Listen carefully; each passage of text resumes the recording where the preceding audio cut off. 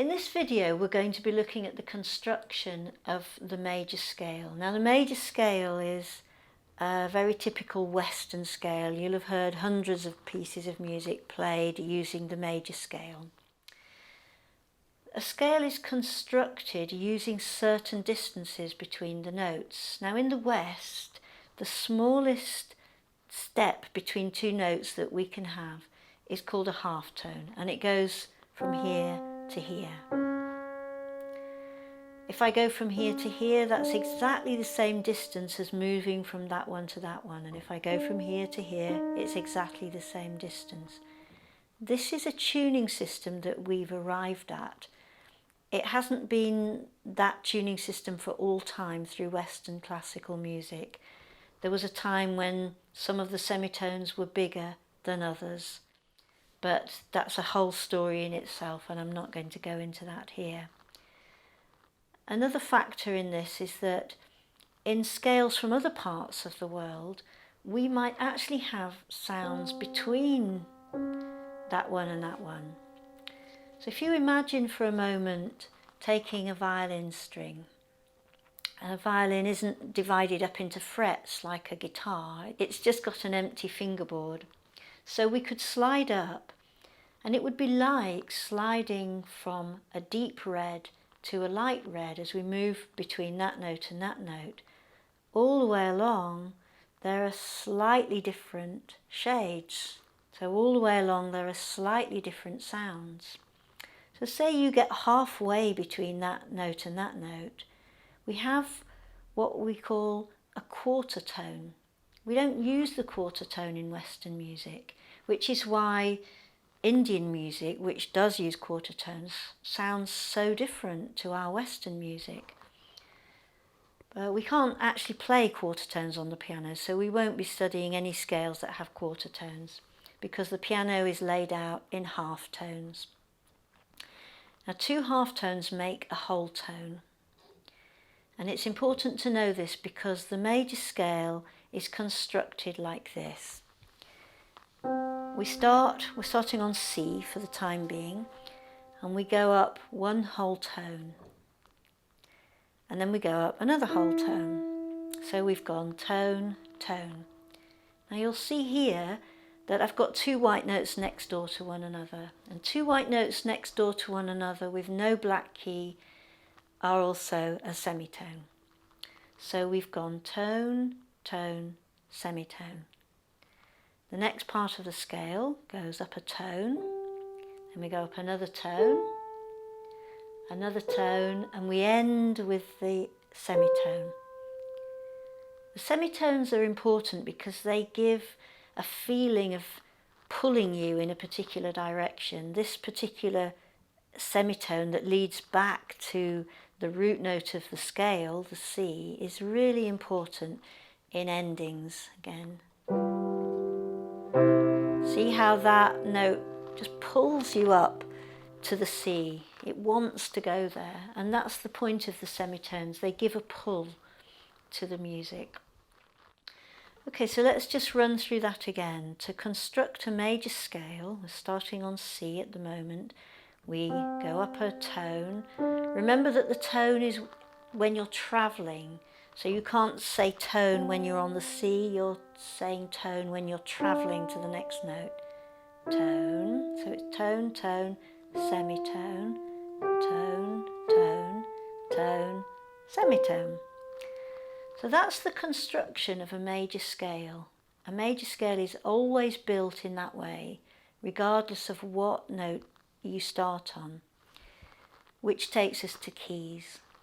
When we played that scale, starting on C and going up to C, we were playing the scale of C major, and we were in the key of C major.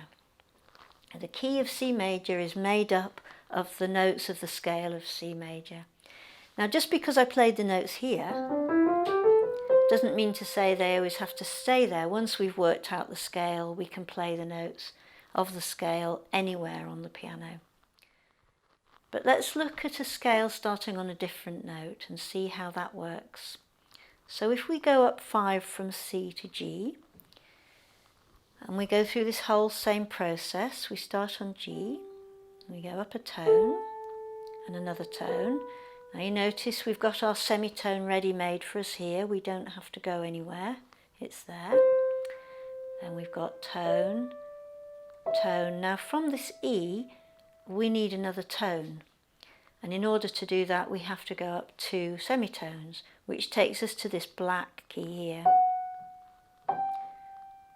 So the key of G always contains this black key, and that black key is called F sharp.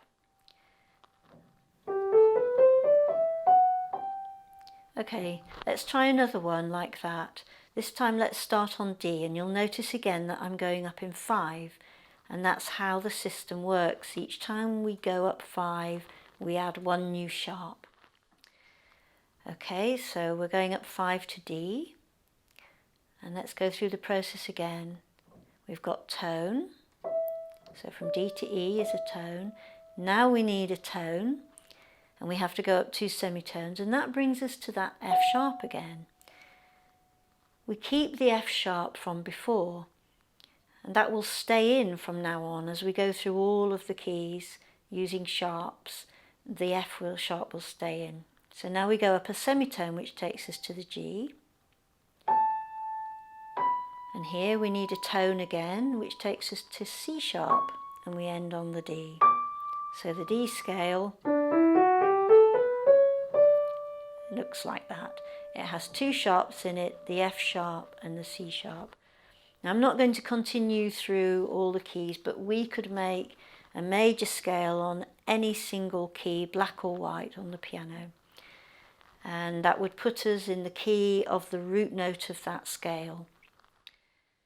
Okay, so let's move on to a way of improvising using a major scale. Just a little fun thing that you can do just to get you moving around the piano and exploring.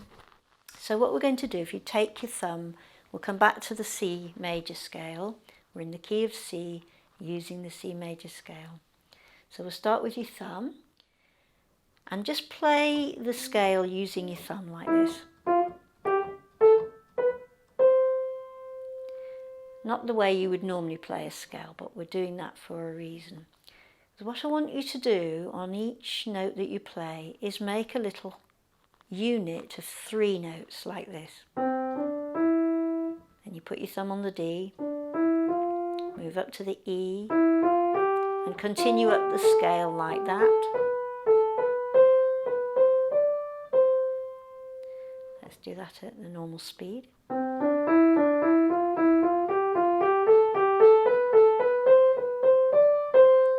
Okay, so let's have a little go at that.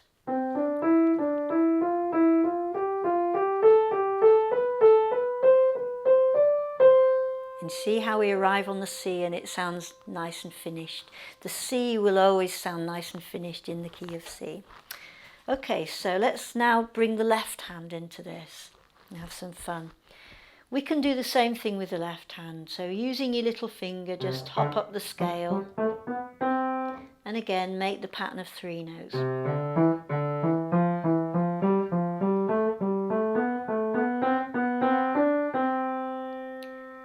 Now we can put those together.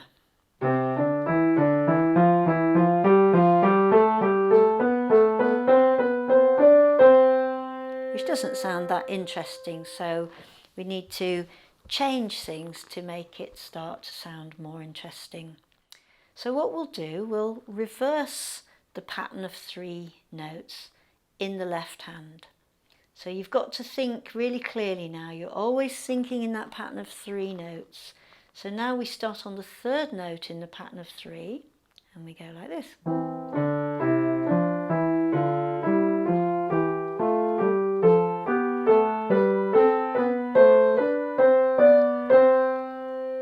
So already, just that little bit of harmony that we've added makes it sound much more interesting.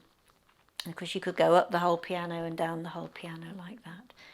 But we could also miss notes out of the pattern. We could just do this.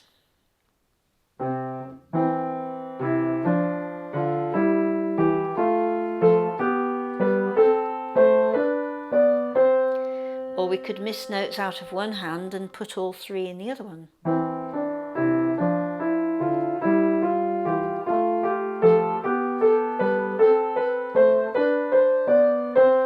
So going up the scale is not the only possibility for this. We can go up like this. And then how about we reverse the pattern? So we've got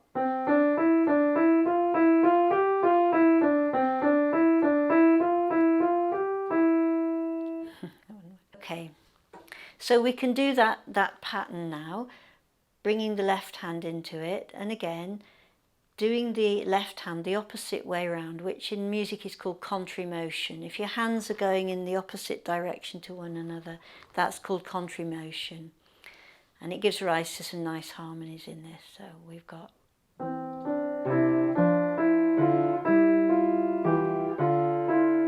don't forget that when you're doing the upside down one in the right hand, you change the direction in the left hand as well. So watch that again.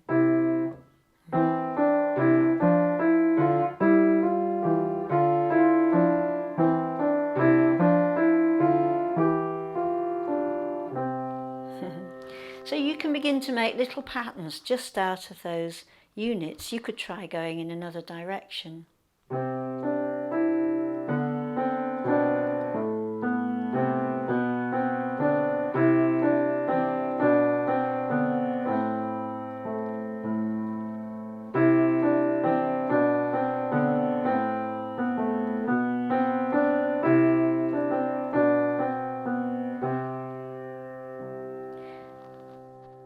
So there's lots of potential for that little 3-note pattern for you to explore. Remember that you can be in different parts of the piano. You could be up here.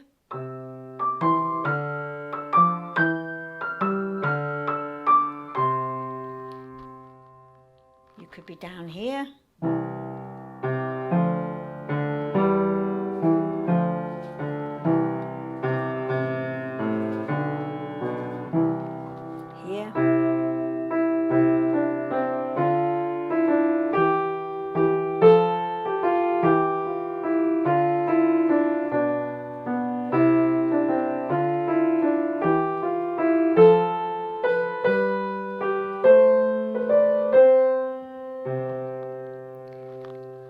I'll leave you to have fun with that and explore it in whatever direction you want to. Over the next 3 videos, I'm going to teach you how to make chords, how to name chords, build chords, and then I'm going to teach you a chord sequence which we'll explore in various ways.